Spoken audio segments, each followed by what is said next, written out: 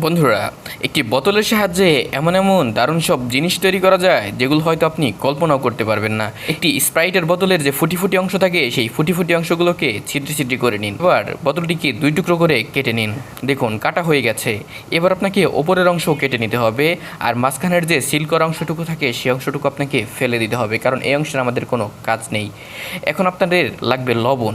3 চা চামচ লবণ সেই নিচের অংশের মধ্যে দিয়ে দিবেন। লবণ দেওয়ার পর এই পর্যায়ে দিবেন হলুদ, আর 3 চা চামচ হলুদও সেখানে মিক্স করে দিতে হবে। মিক্স করে দেওয়ার পর আপনারা হয়তো ভাবছেন হলুদ দিলাম আবার লবণ কেন দিলাম। হ্যাঁ বন্ধুরা, আরও কিছু জিনিস এখানে মিক্স করতে হবে। শুধু দেখতে থাকুন, এটি এত দারুণ একটি জিনিস তৈরি হবে যা দেখে আপনি আমাদেরকে ধন্যবাদ দিতে বাধ্য হবেন। এ পর্যায়ে আপনাদেরকে একটি কয়েলকে কুচি কুচি করে ওপরের অংশে ছিটিয়ে দিতে হবে। কয়েলটা দেওয়ার ক্ষেত্রে একটু সতর্ক থাকবেন যেন কয়েলটা একেবারে ম্যাশ হয়ে যায় এখানে। তারপর আপনাকে দিতে হবে মোবিল। এই মোবিল কিন্তু খুব ইজিলি যে কোনো তেলের দোকানে পেয়ে যাবেন। এখন দেখেন মিশ্রণগুলোকে একটু করে হালকা করে